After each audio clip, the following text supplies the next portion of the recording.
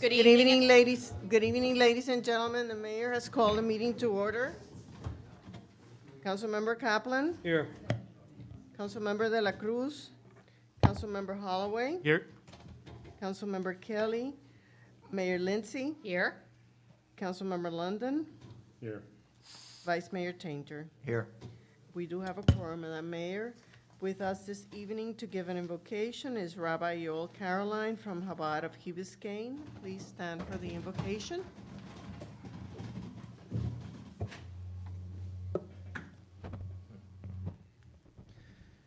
So I'm wearing my Sabbath clothes today because today is the Rosh Hashanah, the new year for Hasidism.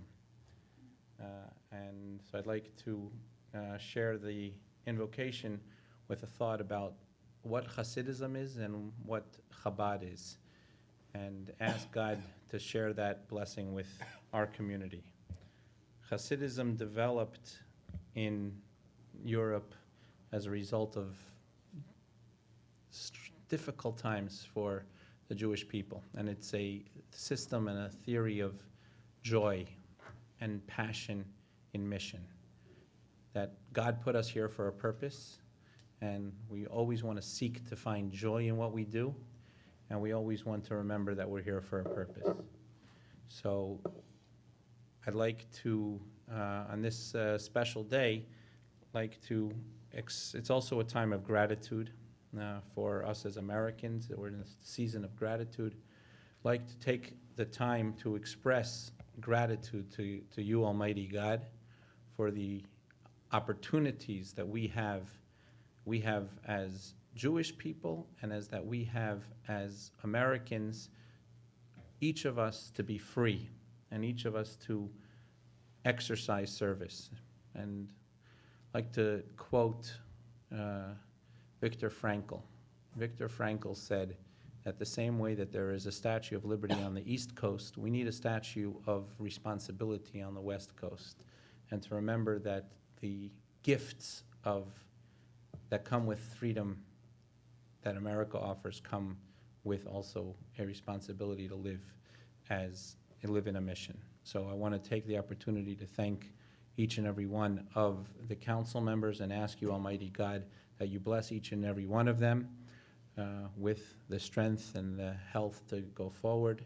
Special mention for Council Member Kelly, that may his father have a quick and speedy recovery, and may he be free to not worry and to be able to continue his commitment to the community.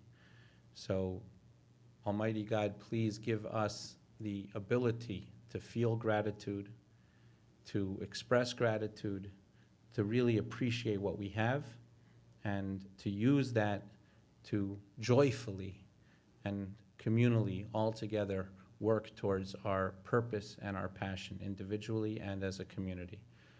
May tonight's meeting be successful, and may this season be one where we all are able to share in blessings and gratitude. And I look forward, hopefully all of the council members will be able to join us for the lighting of the menorah on Sunday evening, first night of Hanukkah, all the council members and the public servants and the entire community and the village attorney and village manager as well. Thank you very much. And just to conclude, God please bless the people of Key Biscayne and all of America. Thank you. Please remain standing for the Pledge of Allegiance. I pledge allegiance To the flag, United States of America, and to the republic for which it stands, one nation, under God, indivisible, with liberty and justice for all.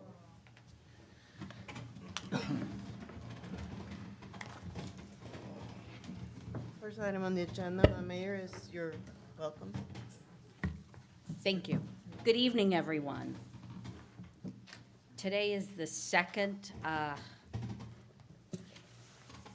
priorities workshop that we have held. We had one last year, and the purpose of this workshop is to prioritize what we consider capital improvement projects and also other projects that are needed, whether it's maintenance, whether it's more kind of ongoing short-term projects, but to prioritize them based on our strategic planning that we did 2-3 years ago, but also reevaluating and adjusting based on the needs that we've identified in the last 12 months.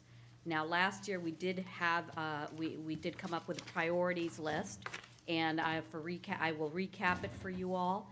And we had a 12-month priority list and a 24-month priority list. For the 12 months, we have the community center expansion, and as you know, that is ongoing. We are currently in construction, and that should be completed in the next 5 or 6 months, I believe. We also, at number 2 in the priority list, which was based on our strategic planning, was the stormwater improvements and repairs. This is something that, as we know from seeing communities around us, is a priority for everyone. We've been above the curve and working on our stormwater improvements. We have, and we are currently, we reevaluated and adjusted our master plan, and we finished phase 1. Number 3 on the priority list was Calusa Park pathway, and that was completed. Number 4 on the priority list was 530 Crandon, and it's been quite active, but we do not have any definitive action on that yet. In fact, part of it is a staging area for the community center expansion. 5th on the list was the dog park.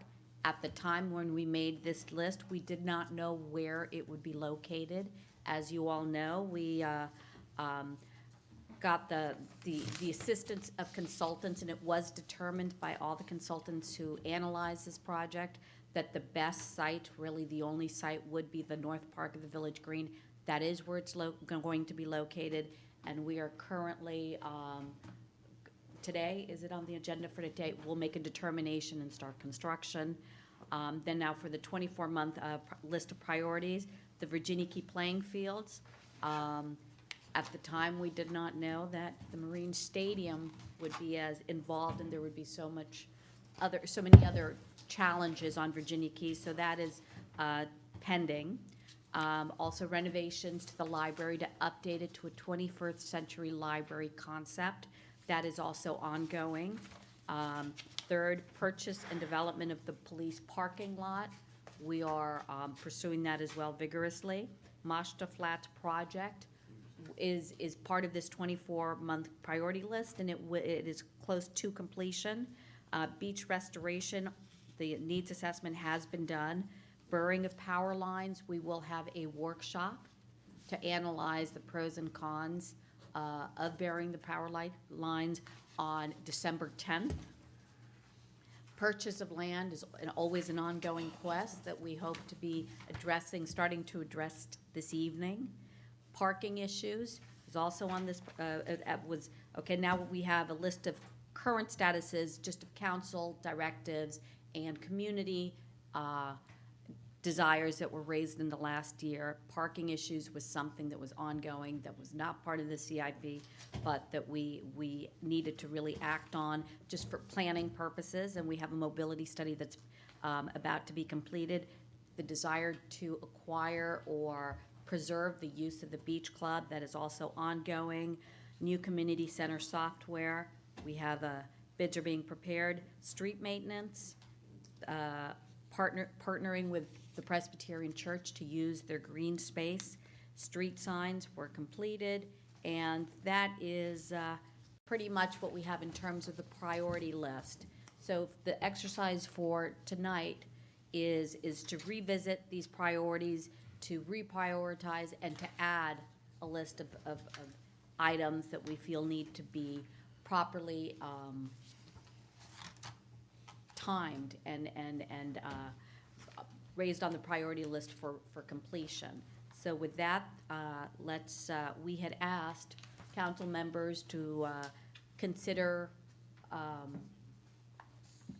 coming up with their five priorities, and we would come up with a list. We will ask for community participation and identifying of priorities for, of our community.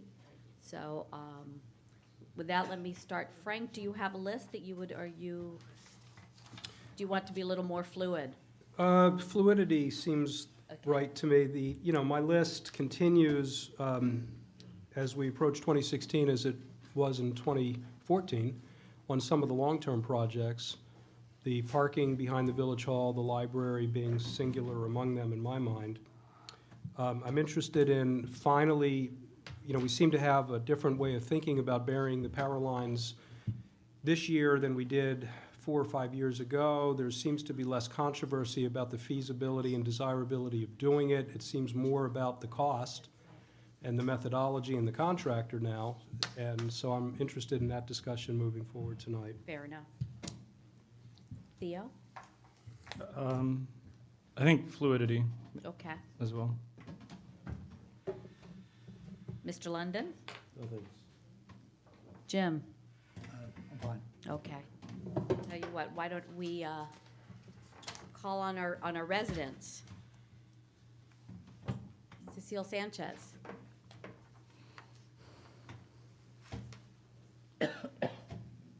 Cecile Sanchez, 260 Cypress Drive. I come to ask, well, of course, parking is a priority. I couldn't find any place to park around here, so luckily I found one near Winn-Dixie. I come to ask for something that I think all of us originally, I came as a 14-year-old, so I was brought here. But what I understand from my mother and my uncle was that this was a friendly community that was a place that we wanted to when we were fleeing Cuba. We have always been a friendly community. I come to talk about courtesy. Could we make that a priority? I believe at the beginning when we had, and I don't remember the name of what we called, what in the workshops, what drove us to Key Biscayne? What was what you felt, the sense of arrival? What did you like? Why was our community so special? It should continue to be courtesy, a priority, not only in our residence, but I would like that also to be part of village staff. I believe that if we send an email, at least we could get, thank you, we'll look into it. I send pictures with something happening, be it a clogged drain, be it sprinklers being on in the middle of a storm, or a light. I am sorry, this is my community. I love my community, I live here. I would like to continue to be involved. But I would like somebody to return a call or at least send me an email saying, we're looking into this. I don't see why this is not happening. Maybe everybody's busy, but we talked about getting Ritz-Carlton training on courtesy. I don't know if that ever happened. But all that I'm saying is that we all need to be courteous. And that's all. Thank you. Thank you. Kathy Sessinger? Mara.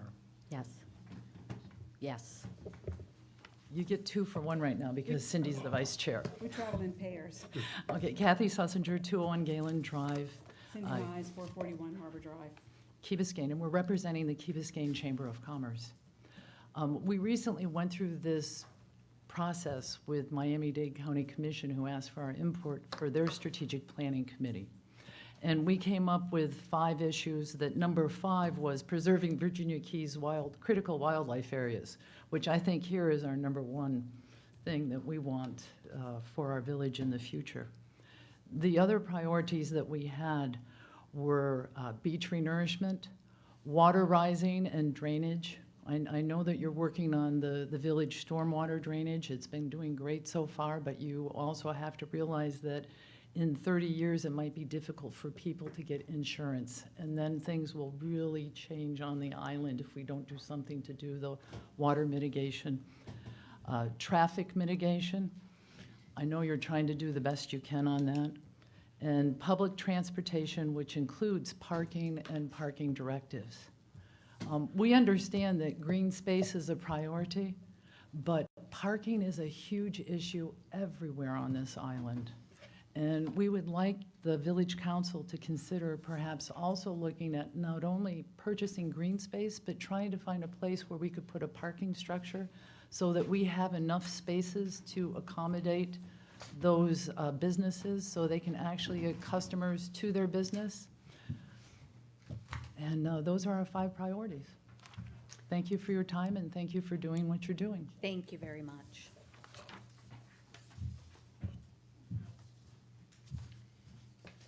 Next, Alan Fine.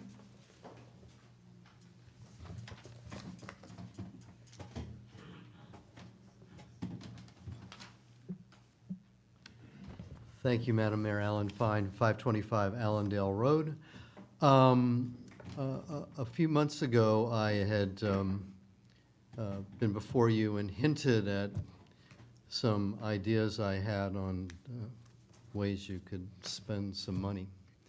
And I thought, when I saw this workshop on the calendar a few weeks ago, I thought this might be a good time to put my ideas out to you. The ideas emanated as I drove home from work every night, and I saw that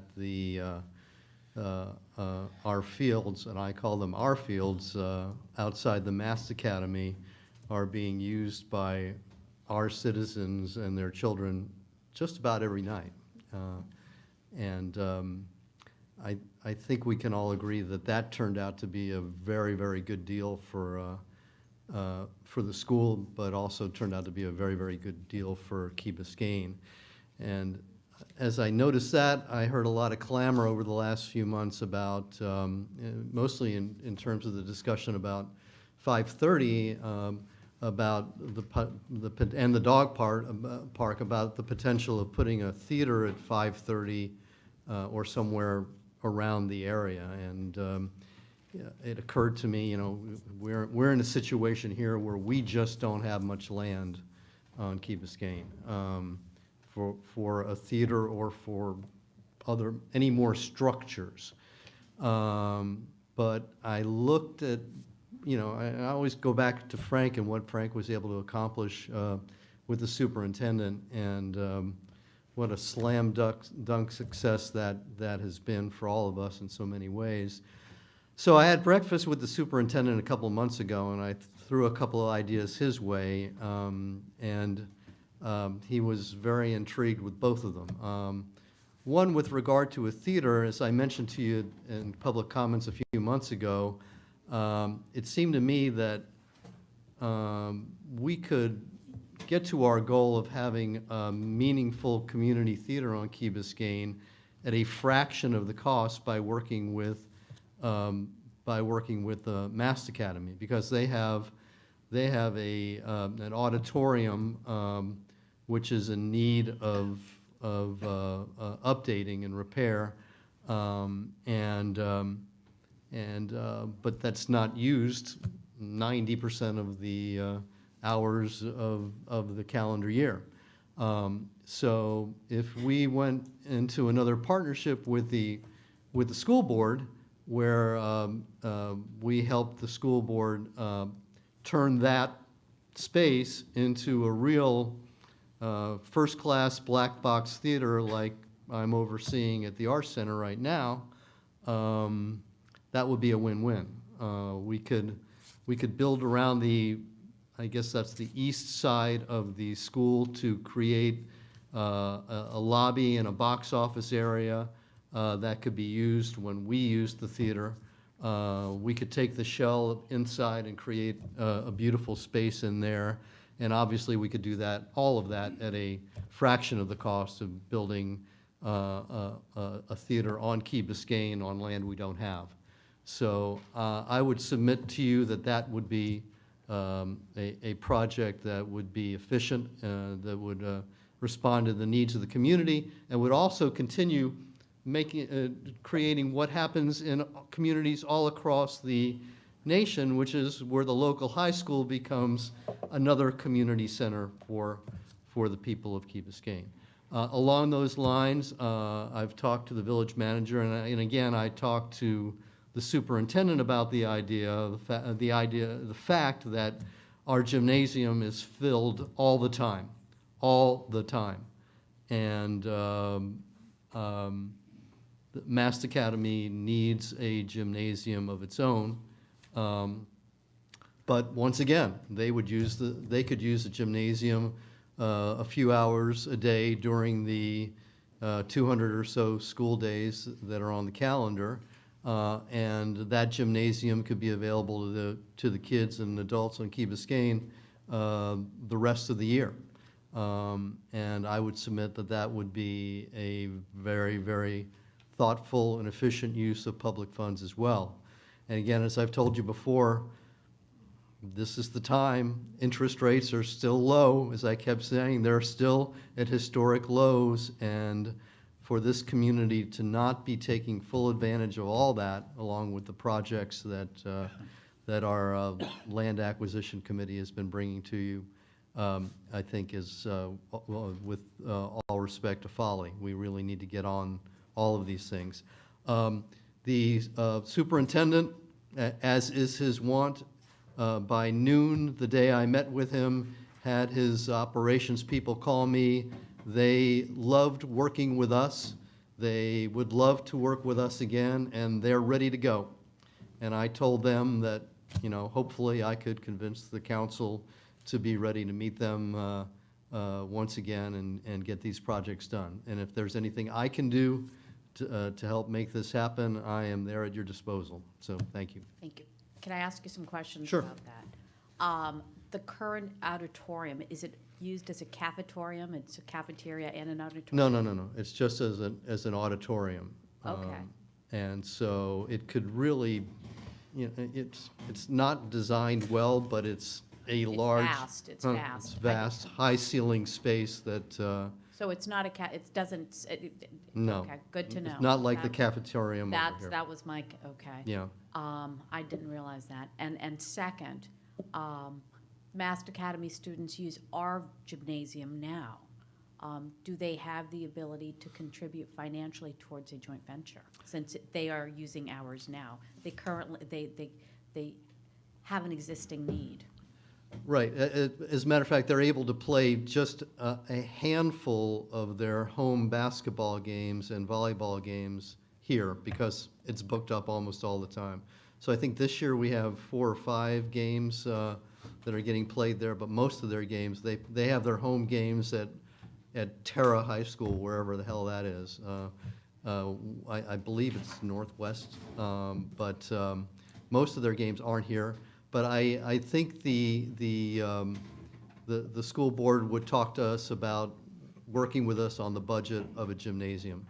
And there are a couple of places that, when we were talking about the original building over there, that John and I had looked at for where a gymnasium could go.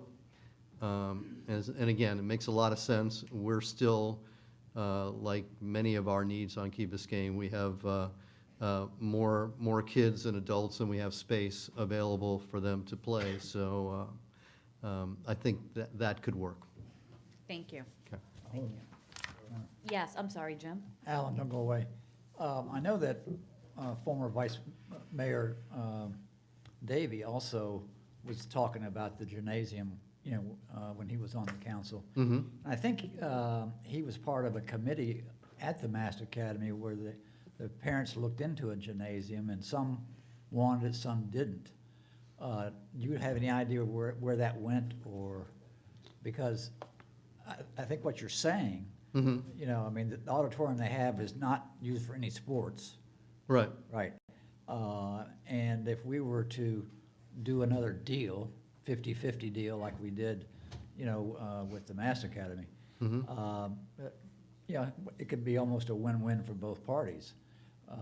So I'm kind of curious as to how Mass feels about this. Yeah, We know how the superintendent feels. I don't think any of the parents had a problem with the gymnasium on Key Biscayne, at the Mass Academy. I would say when we first began negotiating with the school board on building the new building, there was a set of parents who were basically against anything that we tried to do over there. But I think we originally tried to get a gym to be a part of the budget for the overall project that became the new building, which I think we can all agree is just it's a beautiful structure, built on time, on budget. They really did a first-class job. They basically said, we don't have any more money right now for a gymnasium, so that's where that ended. But Would we be better off to perhaps let Councilman Kaplan and yourself bird dog this and get back to council with what might be able to work out? Can we finish our public comments and then we can discuss Okay, this well, further? You open it up for I questions. know I did, but we do have a stack, you're absolutely right, there's no doubt. with regard to that, I'm happy to help any way I can, and always love working with Frank. You opened the door. I know I did, I did. But then I saw that this could take the rest of the time because it was getting interesting. Donald Ellisberg.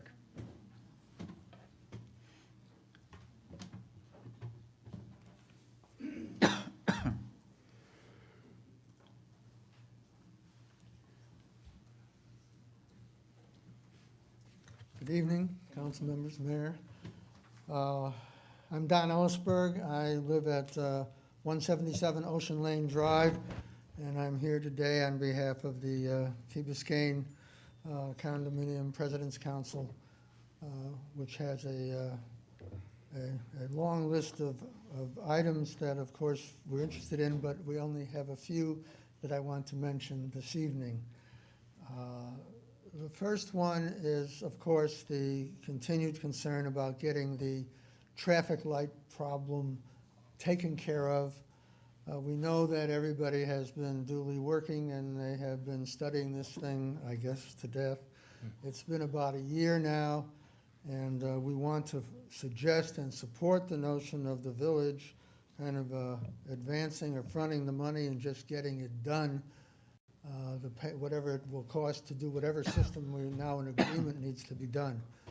But that the sort of the continuing their studying it or they're testing it is all very interesting, but every day we still have the traffic problems and the studiers go home.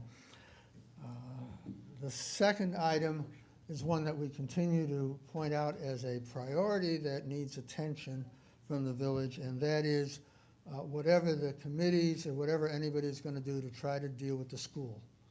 And the fact that the school is overcrowded, the fact that we probably need a new school, whatever it is, it's a long and it's a difficult problem, and I know that Brett and others are working on it, but our group really continues to say that because of the demand really for school space from the people moving into the condos, needs to be a priority. Third priority is one that we have also continued to support, and that is the need to make sure we have the appropriate level of public safety protection with the police and fire department. We continue to be concerned that everybody is comfortable with the brilliant job our chiefs are doing, but that the question of needs and staffing still needs to be explored. Particularly if you read the newspaper on the account of the last weekend's business, it says that the needs are somewhat shifting very rapidly in terms of our community.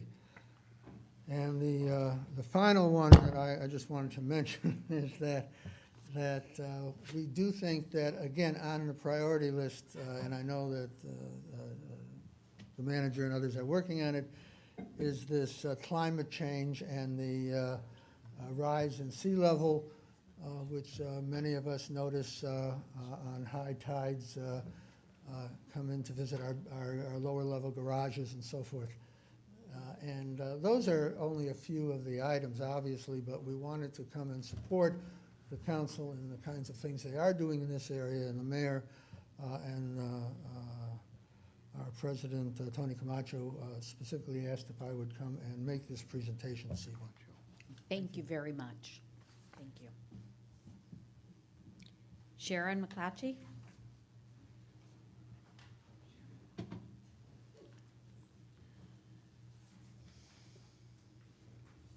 Thank you, Sharon McClatchy, 177 Ocean Lane Drive. Thank you, Madam Mayor and council members. I just want to say thank you to you for all your diligence in trying to curtail and, I wish, stop the boat show expansion. I've been visiting the Keys since the 60s, and we now have owned since the 70s on Commodore East. And there's a lot of, the environment on the Key is just being assaulted, and this is one of the most egregious ones that's ever occurred, and maybe you could do something about it. So I just wanted to thank you for your diligence and time spent and continued efforts to do so. Thank you. Thank you. Pat Woodson?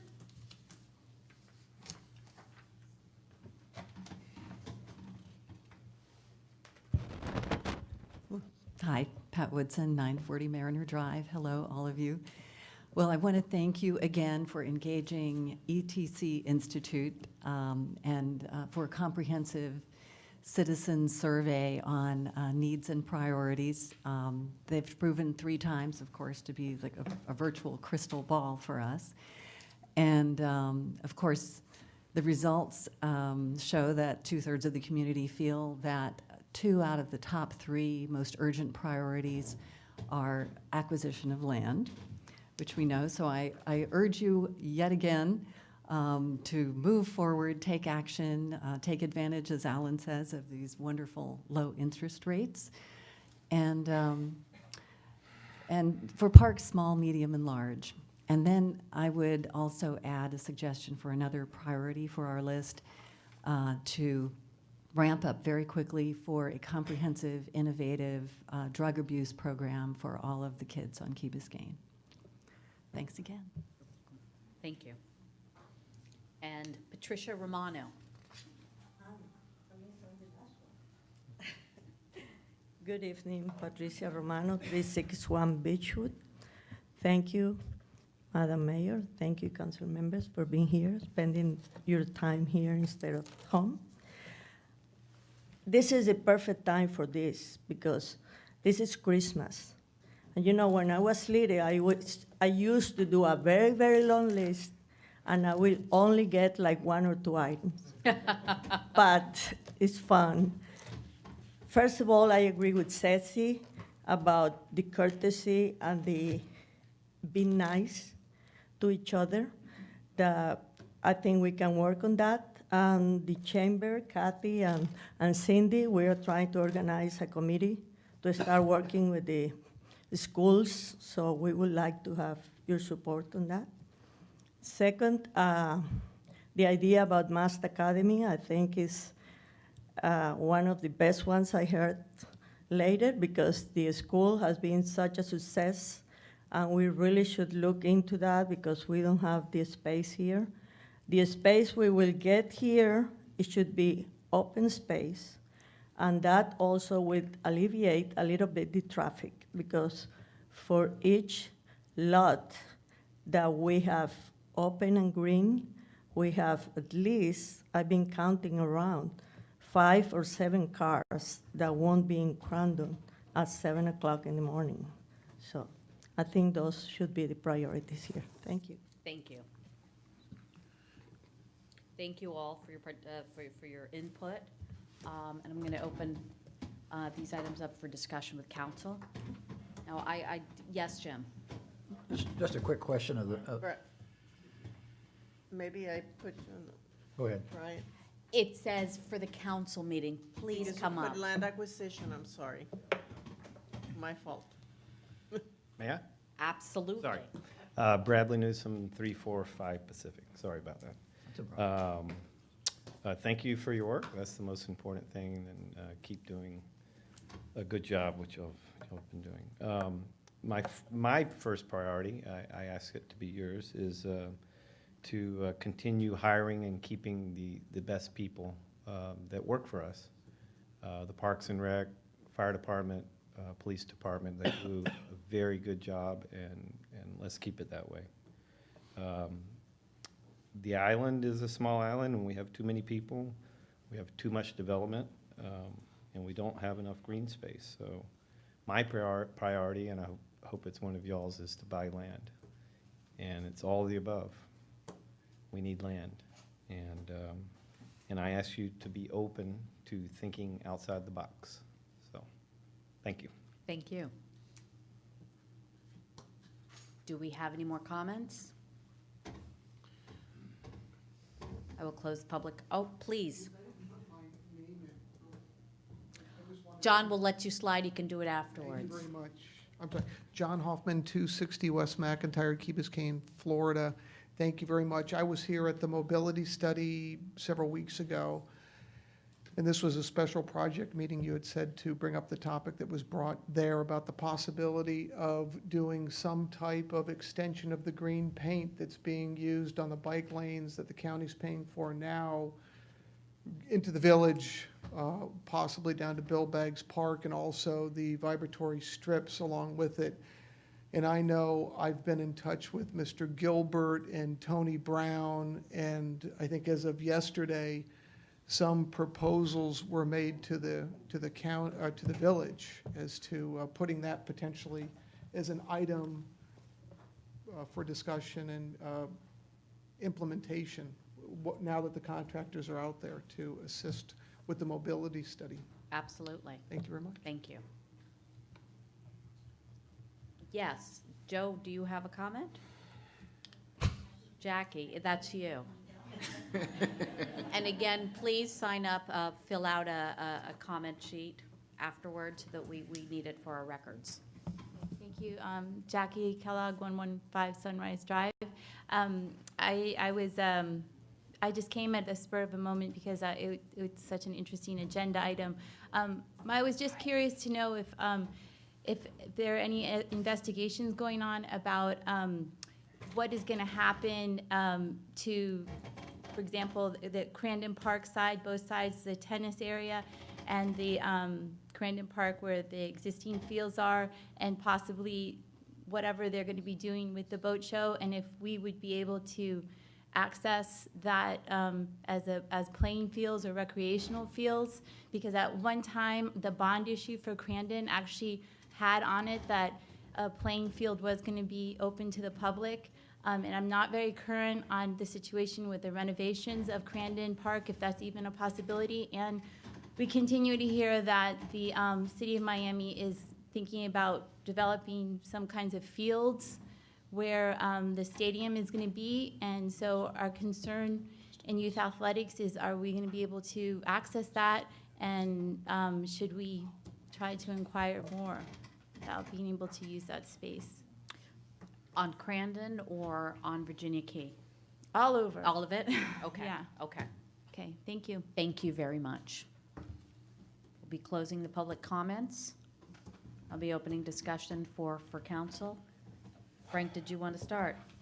Well, first of all, I appreciate the fertile input. It's valuable, it's worthy thinking. It's good to touch on these things and think strategically, and as someone said, think outside the box. And it helps us, I think, also remember years of doing the same thing, sometimes with success, sometimes with temporary futility, and helps us focus on execution, on good ideas. So I'm grateful for that.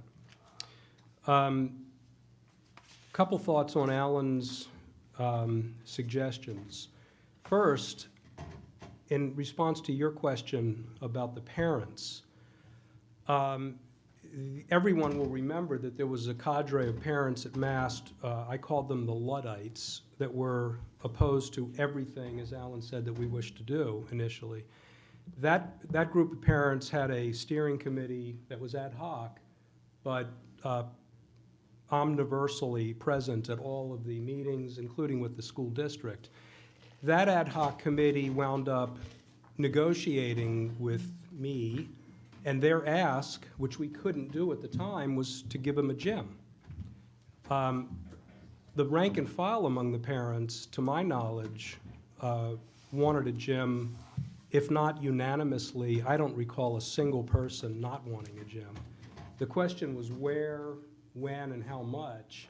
But I think the massed community, including the student body that participated in the design charrette of the new building, would really love to see a gym. So just to be confirmed, but that's my take on the history of it. On the theater, just another historical perspective, back in the day when the Key Biscayne Players were still doing performances, the massed theater was the venue after Calusa unfortunately burned. There were a number of Gilbertons. We couldn't remember exactly the time frame when Alan and I were talking about this, but we were there at Gilbert and Sullivan's at the Mass Theater. It worked very well. It would be nicer if it were improved a bit, as would the older building, another thing. So I think they're both great ideas, and I know the district is interested in both, and I'd be happy to dig in and try to make these things sensible and feasible.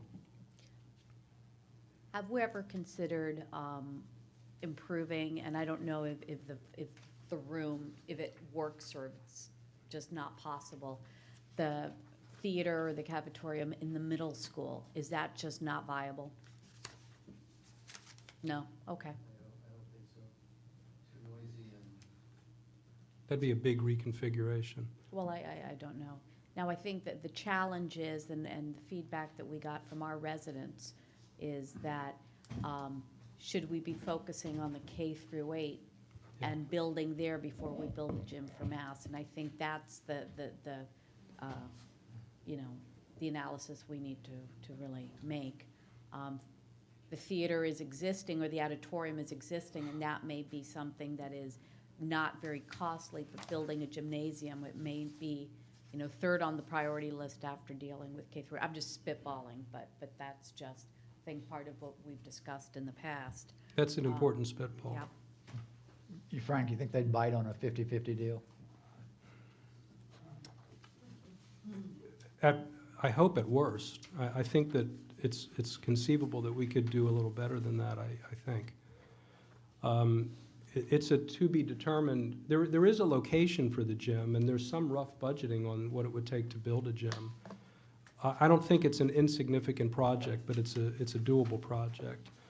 The theater arguably doesn't, one thing that is true in life is you take a step and then maybe you try to take a perfect step next.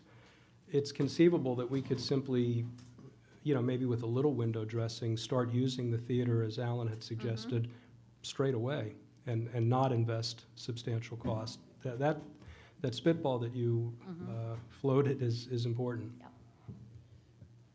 Okay. Well, I'll tell you, we did get great suggestions, and did you all get the list? Do you want me to read the suggestions with Jim? I just wanted to ask the manager a question.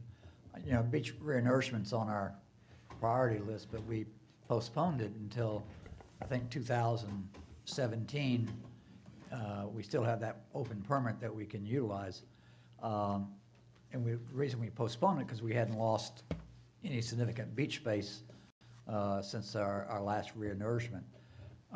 For the past month, we've had extremely high winds.